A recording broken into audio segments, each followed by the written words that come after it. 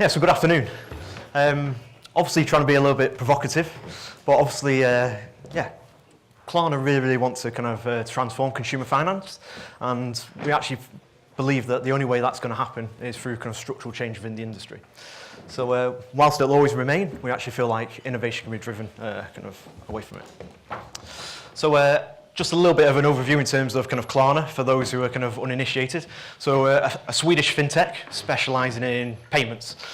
And really wants to transform consumer finance. And for myself, there's kind of two real kind of differentiators in terms of the way Klarna thinks about things. And hopefully this can be relatable in terms of there's an obsession around functional consumer design. And then, although in the London office we don't run around kind of naked with flowers in our hair, we're open-minded and we really kind of trust the consumer. So some really strong principles about actually how we're trying to build a business, particularly in the UK. So what I wanted to talk about today was actually kind of the problem of the four-party network and actually how we feel like we can change consumer finance for the better of the consumer. So we're going to talk about the consumer and their needs. We're going to talk about the issuer and innovation paralysis. They are not serving the consumer today.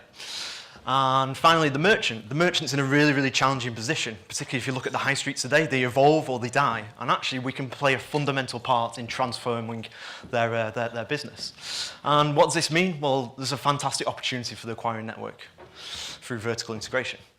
So, with no further ado, kind of what is the modern day consumer thinking about and talking about? So, in terms of how do I want to be entertained, consumers are saying, well, I want to choose what I want to watch, when I watch it, and I'll determine where I watch it. And the rise of kind of streaming. They're also thinking, I'm aspirational, I want these things, I want them now, I'm impatient. They're saying, I don't read newspapers, I don't listen to the news, I actually I'm led by social media, and I follow kind of icons. They grew up on mobile to the extent whereby Angry Birds is a feature-length film. And finally, kind of a pop culture of they want entertained. They live for the weekend. And we really want to kind of serve these consumer needs through kind of the products we develop. So this need for instant kind of gratification, I think it's really kind of demonstrated through kind of ASOS and just some research from their annual report. So unbelievably, they had 23 million consumer contacts in 2018. So that's almost 1 in 2 transactions is leading to a consumer to contact the merchant, which when I think about myself kind of transacting online, I never contact a kind of a merchant. And the reason is because they're obsessive about kind of delivery and speed. They're saying, where is my order? I ordered at 10 p.m. last night, and it's not arrived yet today. Where is it? And then even more frustrating is, where is my refund? I bought this item 2 weeks ago, and I still don't have my money back. Where is it? And it's stuck in the system somewhere. Or even when ASOS have processed it, it's stuck in the four-party model. So 2 fundamental problems, and it's driving incredible contact to a merchant. So it just shows that there's problems for merchants. And then when we think about their financial health, actually they're in a completely different position. Only 20% actually have access to savings, and then 68% have no access to credit, whether that's through kind of denial or actually kind of, I'm uncertain, I'm worried about credit, I don't want a credit card. So in effect, they have affordability problem. They are really wanting things now, that instant gratification, yet they can't afford it. So we need to solve this. Unfortunately, issuers aren't trying to solve these problems. They're not thinking about their consumer and the consumer needs. They're thinking about actually how to solve for net interest income. How can I increase fees through kind of overdrafts, or actually kind of my most profitable consumers and my most indebted consumers? So actually, how can I increase the level of debt I can extend to my consumers? So I think of myself as a consumer and Lloyds Bank. Well, the only innovation I've seen from Lloyds is the introduction of daily overdraft fees, which have an approximate APR of 600%. So it's not serving my needs, and it's increasing my cost. So they're not solving any problems whatsoever. So in any other industry, this wouldn't be allowed to happen. But ultimately, this is perpetuated by barriers to entry.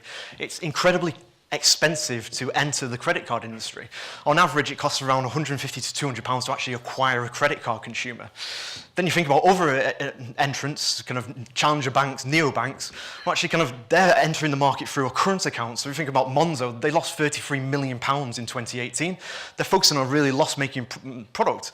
So even they have a huge cost to entry to the market. Then you've got a data element whereby I can't effectively underwrite these consumers because I don't have access to data.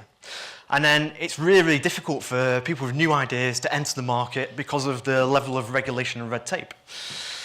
Whereas actually, acquirers can potentially solve these issues. But we'll enter that kind of debate a little bit later. So actually, if the banks were like any other retailer in the UK, they are faced with a fundamental challenge. I evolve or I die. The best example I can think of is kind of Netflix and Blockbuster. So kind of Blockbuster didn't change anything, it's just a high street brand, and it died. And then Netflix has gone through an incredible evolution, where it's actually kind of, changing the way we consume kind of entertainment today. And I think it's the perfect kind of analogy to think around actually how can you fundamentally change an industry through kind of structural change. So if you think about kind of traditional retail, the kind of bricks and mortar on the high street, then we go through this digitization, kind of consumers want to transact online. So we saw that through Love Film. But even then there's a consumer problem. It's like I have to think ahead. I have to think about what I want to watch in 2 days' time. And then after I've watched it, I've got to do something, I've got to return. So Netflix created the platform whereby actually I can stream on demand anything, wherever. And then suddenly Netflix is like, well, we've got this great platform, we've got content providers, we've got millions of consumers, we can really understand what consumers want. How can we better suit their needs? Actually, what do they like watching? Do they like drama? Do they like kind of political kind of scandal? Do they like, well, maybe not so kind of famous actors anymore? And it's like, and therefore they design content to suit the consumer need. So fundamentally, the entertainment industry has changed structurally, and it's changed through kind of Netflix and kind of streaming. So it just proves that industries can change, but it needs a structural difference.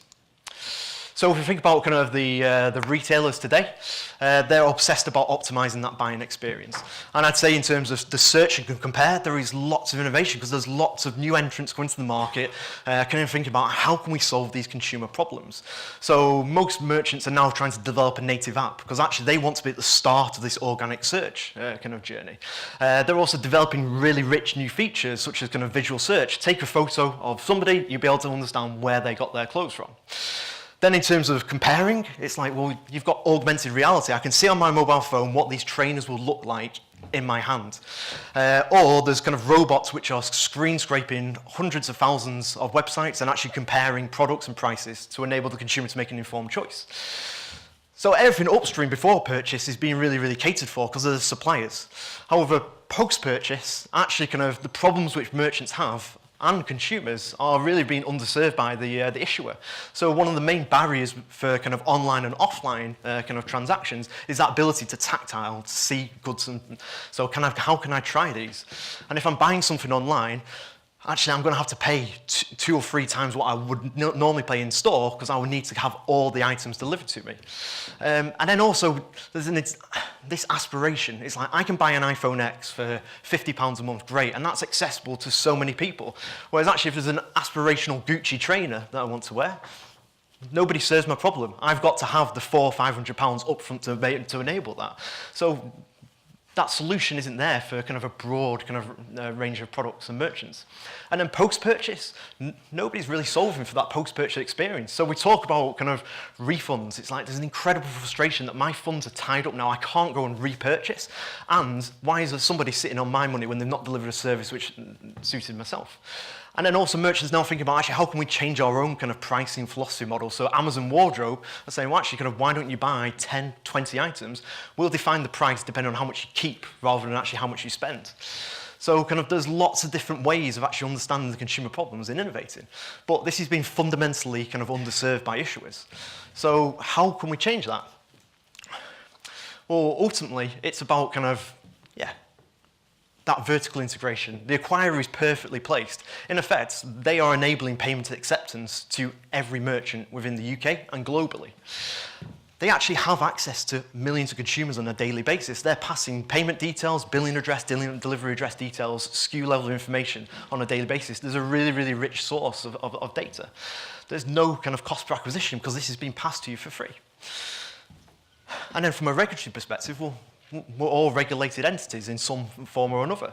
So actually kind of we're really uniquely positioned to kind of develop more products which are going to better serve the consumer. So ultimately, that is what Klarna is trying to achieve. We're delivering products pay later, so allowing convenience, allow people to try before they buy. We're enabling slice it, so actually I'm going to buy things in installments. And then in terms of kind of pay now, actually I physically want to pay for those goods now, but actually kind of post-purchase, how do you enable kind of refinancing that transaction or instantaneous refunds? And that opportunity is open to all acquirers, whether they become an issuer themselves, whether they partner and broker. But really it just kind of really demonstrates that the consumer is evolving and they're not being served by the issuers. And actually we're perfectly placed to solve that.